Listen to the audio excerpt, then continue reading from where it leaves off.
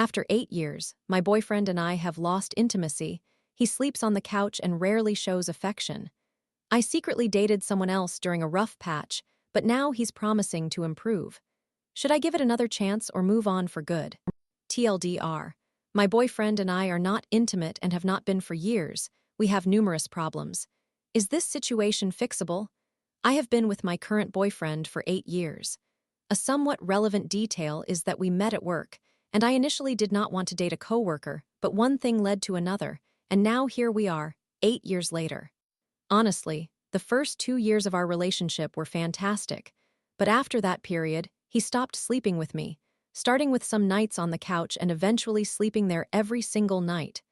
When I would inquire about it, he would say things like it is more comfortable or that the pets always wake him up when he sleeps in bed. I did not enjoy this change because I have always appreciated sleeping next to my partners, and cuddling in bed has always seemed like an essential element of intimacy. Around the same period, we also significantly reduced the frequency of our sexual encounters, which became more of a once or twice a year occurrence. I asked him about this as well and received excuses like my medication decreases my sex drive and I feel insecure about my body, among others. Honestly, it did not bother me too much, as I loved him enough to believe I could live without it, although it did make me feel somewhat suspicious. Returning to our work environment, we had a colleague who constantly flirted with him, which made me very uncomfortable. I informed him that it genuinely bothered me and brought it up regularly. The situation culminated at a work event where the two of them spent the entire time together, which devastated me, made me feel disrespected, and I communicated my feelings to him. Eventually, I borrowed his work computer for something and discovered their chat. I saw messages that were significantly more flirtatious than I was comfortable with. They included comments such as "I miss you" and arrangements for singing lessons that I was unaware of and would not have approved. To this day, I have no proof that he actually cheated, but the entire experience felt like a betrayal, and we nearly broke up over it. However, he sincerely apologized and promised to make amends. At that moment, I did not want to stay, but since we worked together, it complicated matters, and I realized that moving to a place on my own would be financially challenging. Things did improve slightly after that, although not regarding our sex life, and we chose to stay together. Fast forward, I found myself checking his phone somewhat regularly, like once or twice a year. I know it is wrong, but I admit I did it.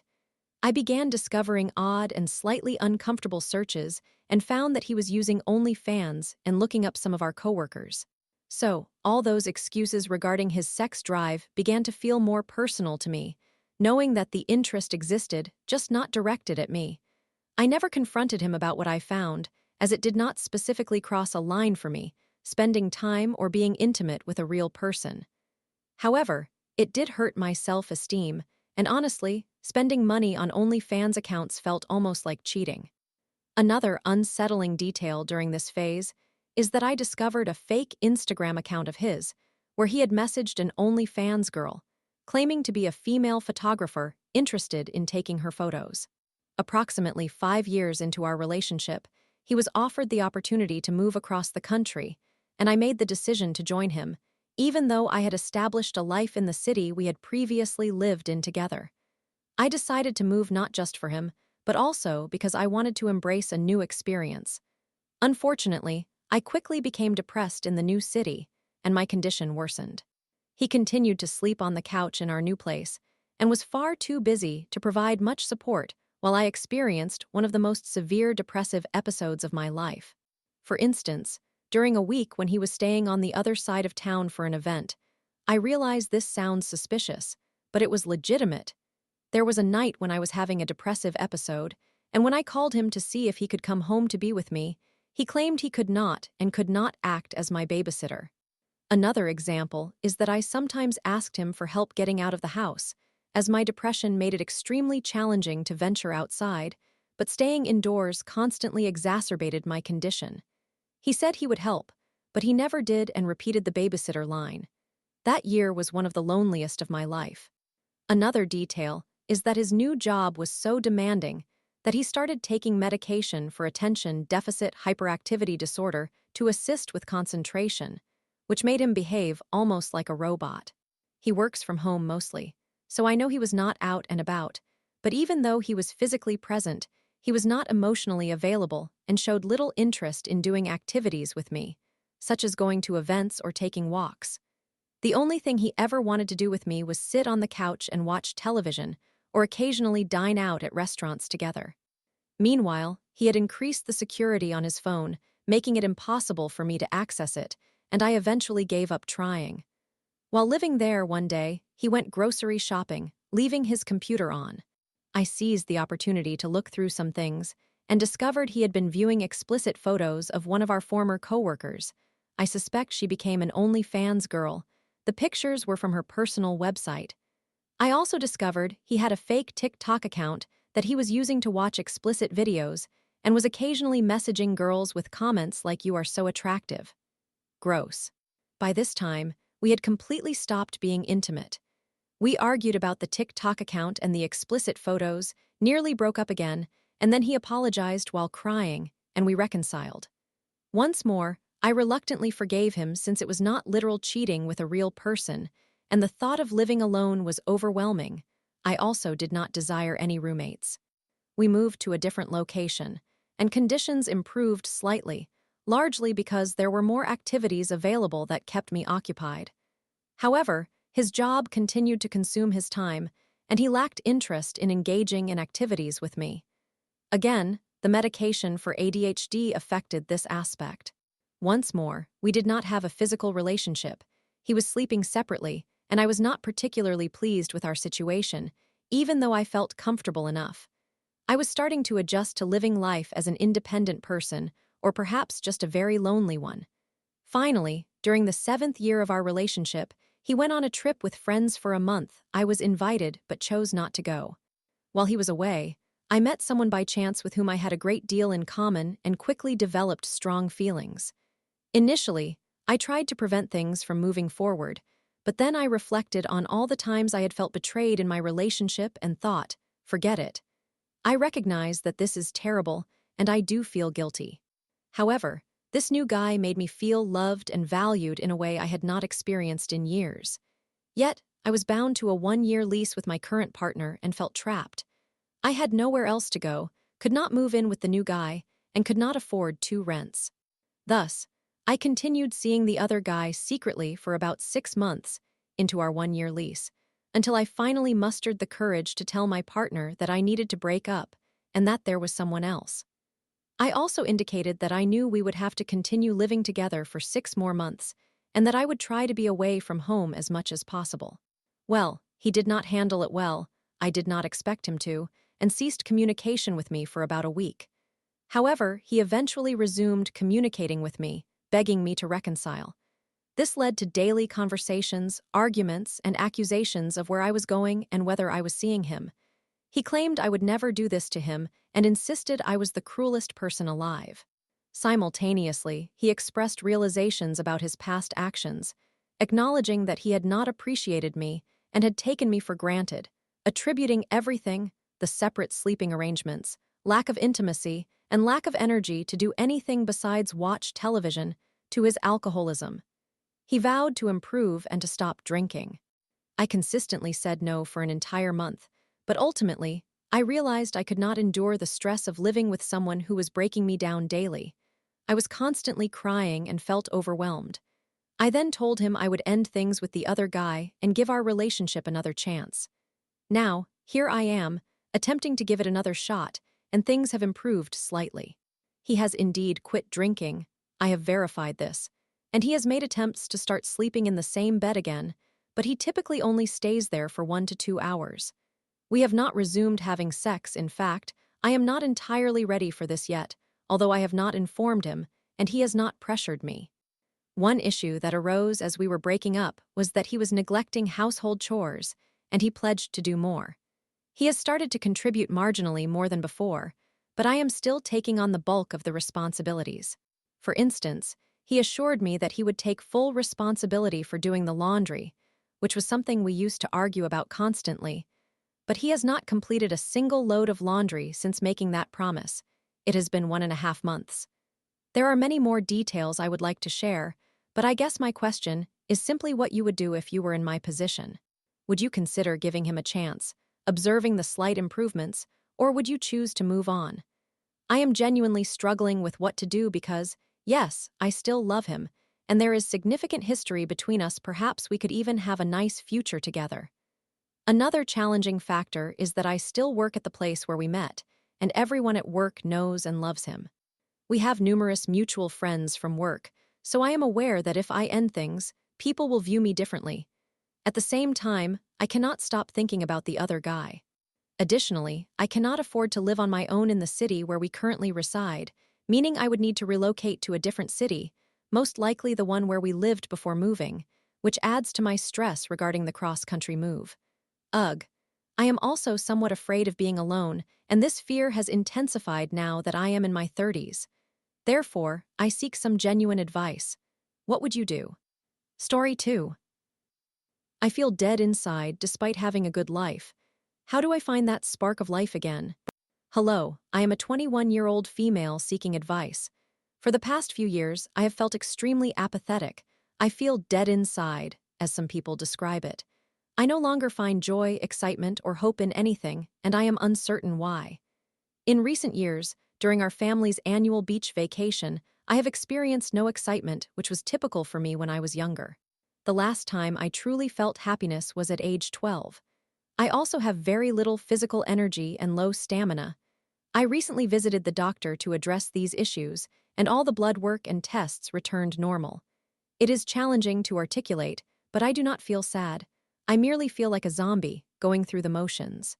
I see others express sentiments like enjoy the little things or enjoy the journey, but I do not experience anything that merits enjoyment. You can find additional context about my current life and my upbringing below. Every day, I face the challenge of trying to maximize every moment and transform it into something productive. I struggle with procrastination, as there are times when I do not wish to focus on my goals. One of my tasks is to maintain a journal about my life to remember moments when I did feel something, particularly as I have noticed a decline in my memory. I wish I could complete my tasks because I often tell myself, you can live life once you finish this, yet I have been attempting for years to get through my list. Another issue arises when I attempt to sit down and engage with my thoughts in silence. I find it difficult to concentrate. As a result, I have no clarity regarding what I want in life. I do not know anything at this point. I watch self-help YouTube videos such as Getting Your Life Together, How to Be More Productive with Your Time, and How to Determine if Your Goals Stem from Self-Love or Self-Hate, among others. Right now, I need to clarify my desires, as I must decide on a degree to further my education, given that I am soon graduating with a business degree, which I believe is insufficient. Currently, all I know is that I want a job with a flexible schedule, remote work options, and reasonable pay. All of these motivations are extrinsic. I am unsure which job is best for me, and the sheer volume of career options, none of which interest me, is overwhelming. The only consistent interest throughout my life has been in being an artist, traditional painter. Yet I recognize that it is not a realistic career for most, as not many people achieve enough success in that field to make it their full-time occupation. I also ponder why I have no empathy for others and tend to focus solely on myself. I am uncertain if I was born this way, but I do not recall ever feeling empathy. I have observed that, because I do not feel anything internally, interactions with others feel forced. It is as though I must wear a smile despite feeling nothing inside. Even when I converse with my two friends, my enthusiasm feels insincere. I am content with having only two friends, as sometimes it feels like maintaining friendships is a chore since I must fake my emotions. I tend to be a people pleaser and struggle to say no, leading me to engage in activities I do not wish to pursue. When others describe me, they often state that I am a great listener, but this is primarily because I feel guilty when discussing myself. Many have characterized me as humble, talented, and possessing other positive traits. I recognize that I am a good person, and I am aware of this much. I despise being the center of attention, which may contribute to my reluctance to talk about myself. For context regarding my current life, I have a loving family, and we all care for each other. I have wonderful sisters, both of my parents, and a younger brother. My family is remarkable. We are very close-knit and greet each other with hugs each morning and night. We have an annual beach vacation, during which my mother prepares meals for us, and life feels great. I am fully aware of how fortunate I am, truly. I never believed I had a bad life. I am simply curious about why I experience such a fortunate life while feeling almost no emotion. There have been moments when I thought my life was mundane, but that is the extent of it. A typical day for me involves waking up, feeding my dog, greeting my family, making breakfast while chatting, going to my room to do academic work or create art, later preparing lunch, perhaps walking on the treadmill for cardiovascular exercise, sitting outside to soak up some sun if it is not cold, engaging in something productive outdoors, coming inside for dinner and family time, possibly playing a video game with my brother or watching a movie with a sister, then getting ready for bed to meditate, and planning the next day, including my tasks or goals to complete, petting my dog, and going to sleep. Throughout the day, I check my phone periodically, scrolling through YouTube or Instagram to distract myself. A few times each week, I call and talk with my grandmother. I maintain an Instagram account for my art, where I post my paintings in hopes of attracting an audience to sell my work, but I rarely use Instagram to view others' lives. Occasionally, I find myself comparing my body to others, but I primarily focus on other artists' work. I create traditional art to pass the time and simply because I still find solace in making art. I continue to feel inspired by nature, including plants, landscapes, and the beauty of wildlife. I enjoy listening to music, particularly classic rock and 1970s tunes, so I suppose that is a slight indication of emotion. I switched to a whole foods diet in the hope of experiencing increased energy. However, the main reason I began eating healthily was to alter my body and eliminate some fat around my midsection and legs. I am small, weighing 112 pounds, to reduce my self-consciousness. After 9 months on this diet, I have noticed no difference or boost in physical energy, which is disappointing. My current social life is minimal, but I believe I'm okay with this again. I am uncertain what I want in life. I consider myself an introvert or homebody. I do not struggle to maintain conversations, and I am not shy when interacting with others. I have a part-time job in childcare where I engage directly with people, and that is satisfactory. Apart from that, I have 2 friends. If I had to speculate, I would attribute my feelings of apathy to the realization that life is merely about finding a job that is the least unpleasant, working that job for decades, retiring, and then dying, combined with my obsession with being productive, my body dysmorphia, and possibly other factors. Here is some background regarding my upbringing for anyone interested in reading more. As a child, I possessed a zest for life, much like many do. I was fascinated by wildlife, eager to learn everything about animals and dinosaurs, and this passion remained strong from age 6 until about age 11. I loved learning. The local library and the zoo were my favorite places. At age 6, I developed a love for creating art and drawing the animals I was studying. I aspired to be a veterinarian due to my affection for animals as I grew up. I had no trouble making friends at school. I was never bullied, and my friends were fantastic, with many of them in my life. My grandparents took me on annual road trips to different states. Overall, I experienced a wonderful childhood, the absolute best one possible. After 4th grade, my family transitioned to homeschooling, but that is a discussion for another time. When I turned 11, I received my first tablet. During the first 2 years of ownership, I primarily played mobile games and occasionally watched educational content on YouTube. When I turned 13, I outgrew this phase and began spending excessive time on YouTube, mindlessly scrolling and watching videos of people sharing their stories. I lost interest in learning about animals. I believe homeschooling exacerbated this change as we were staying at home all the time. That same year, I became exceptionally self-conscious. I disliked my appearance and was frequently compared to my cousin, who is 1 year younger than I am. Growing up, we were like sisters and best friends, but I became envious of her looks and the compliments she received for her curly golden hair. She had many friends after being homeschooled. I had few friends left, and her beauty left me questioning why the awkward phase seemed to have no impact on her. I believe these feelings contributed to my self-consciousness that has persisted since turning 13, as well as my exposure to the internet and everyone's opinions on various topics. Fast forward to the COVID pandemic, and for the first few months, I appreciated the situation. Not having to go anywhere and staying indoors suited my introverted nature. However, it lost its appeal after a few months. 2 months after the onset of COVID, my grandfather passed away, which I suspect significantly affected me. I'm not sure how, but it likely had an impact. I began experiencing depressive episodes that sometimes lasted a day or two, which was entirely out of character for me. During these episodes, I would question my existence, noting that every day felt the same. I completely dissociated from life, it seemed. Fortunately, I have not experienced one of those episodes in approximately 2 years, which is a positive development. Any advice would be greatly appreciated. Thank you.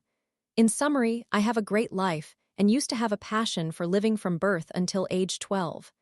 Now, at 21, I feel like a zombie going through the motions. I have very little physical energy, even though medical tests indicate I am fine. I feel as though I must fake my emotions in any social situation, and I am curious about why I feel this way at my age. Story 3. Struggling alone.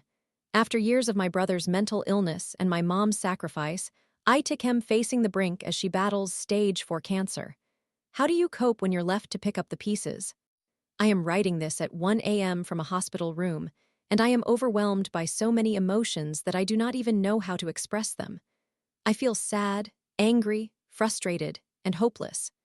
I am unclear about how I am supposed to feel anymore, but all I know is that I feel as though my world is crumbling around me, and I am trapped trying to hold it together alone. I just need someone to listen to me because I am at my breaking point. I have been carrying trauma for over a decade now. It all began when I was 13 years old. I was a freshman in high school, quiet, shy, reserved, and just a normal kid trying to figure out life. My high school was part of a cluster of 4 buildings located right next to each other, and my brother attended the school next door. One morning, like any other, I walked to my first period class without a second thought. I sat next to the window, and suddenly, I noticed a large crowd forming outside in front of my brother's school. I looked up, and there was my brother, standing on the edge of the 3rd-floor building, attempting to jump. I froze. My stomach dropped. I could not process what I was witnessing. I got up from my seat, walked out of class crying, and began hyperventilating. I remember trying to get closer to the crowd, and when a staff member prevented me from getting through, I yelled out, "That is my brother." I recall blacking out after that the panic attack took over me. My parents were called to rush over, and they attended to my brother first before coming to get me. We went directly to the hospital, and that was the day my life changed forever. Following that incident, I could not return to my school. Each time I walked through the doors, I would have flashbacks of that day. I pleaded with my parents to transfer me, and they did. However, that did not solve anything. My brother kept attempting to take his life again and again. I transferred to a new high school each year, hoping I could outrun my trauma. I even forged my parents' signatures just to transfer myself, but no matter where I went, the pain followed me. With each of his attempts, I blamed myself more and more. Maybe if I had been there for him more, he would not have done it. That guilt consumed me. I isolated myself, refused to make friends, and shut myself off from the world. My entire teenage experience revolved around my brother's mental health while trying to survive my own internal struggles. The situation did not improve after high school. I eventually decided to enroll in community college, thinking I could have a fresh start. But once again, he attempted to take his life. This time he overdosed on drugs, and we had to rush him to the hospital. This happened 3 times during my college years. Each time, I had to drop everything, my classes, my life, my sanity, just to relive the same traumatic experience repeatedly. I started to fall apart mentally. I had no friends, no normal life, and every time I looked in the mirror, I felt hatred for myself.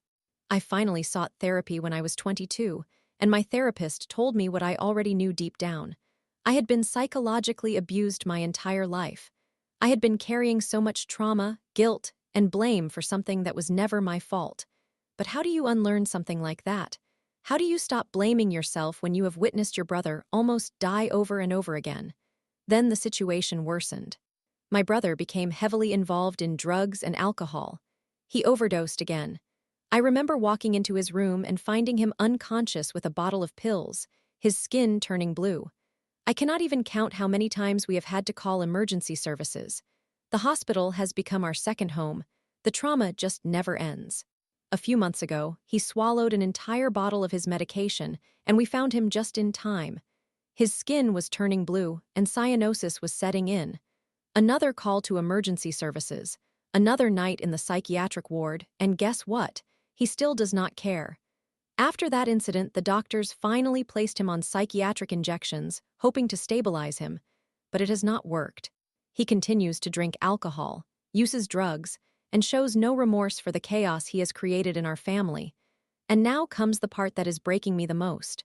Today, my mother was officially diagnosed with stage 4 cancer. The cancer has spread so severely that the doctors are keeping her in the hospital for a few days to run more tests, but the prognosis does not look good. I know exactly why my mother's health deteriorated so rapidly. It is because she spent years neglecting herself to care for my brother. Every time he attempted to take his life, she stopped eating. She stopped sleeping. She would sit by his bedside 24/7. She poured every ounce of her energy into saving him, and in the process, she destroyed herself. And now she is dying. I cannot help but feel that this is my brother's fault. What broke me the most was when I returned home after spending the night at the hospital with my mother. I informed my brother about her diagnosis, and he showed no concern. He was high and intoxicated again. I pleaded with him to come to see our mother with me, and he dismissed me, saying, "She is fine." I wanted to shout at him. "She is not fine. She is dying, and it is because of you." But I did not. He eventually came to the hospital with me but displayed no emotion, no hug, no comfort, no empathy. He just sat there like a zombie, high out of his mind, and I wanted to scream. My mother never left his side after 9 suicide attempts. Now that she is the one dying, he does not care, and now I am scared. Really, really scared. I am terrified that my mother will die thinking I am a terrible son. I fear that my brother's mental illness will be placed solely on my shoulders when she is gone. I worry that my sister, who abandoned us years ago because she could not cope, still will not return to help. I'm afraid that my father will fall apart after she is gone. And I am frightened that I will become like my brother, mentally lost, emotionally numb, and utterly hopeless.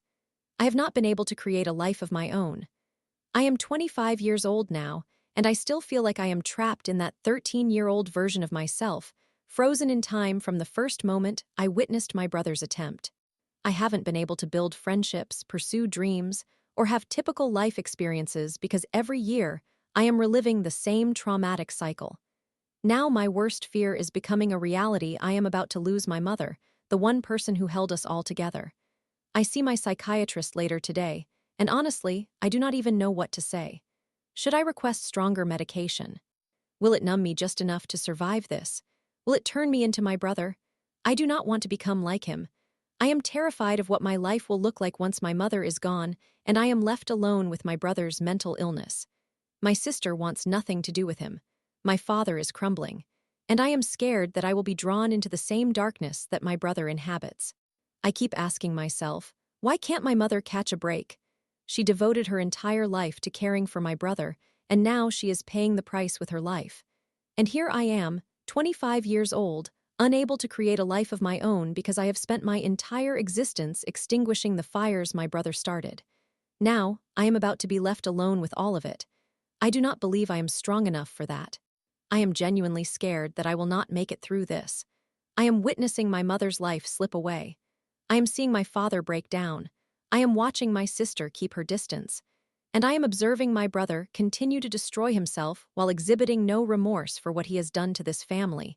And I am just here, holding it all together with no one to talk to.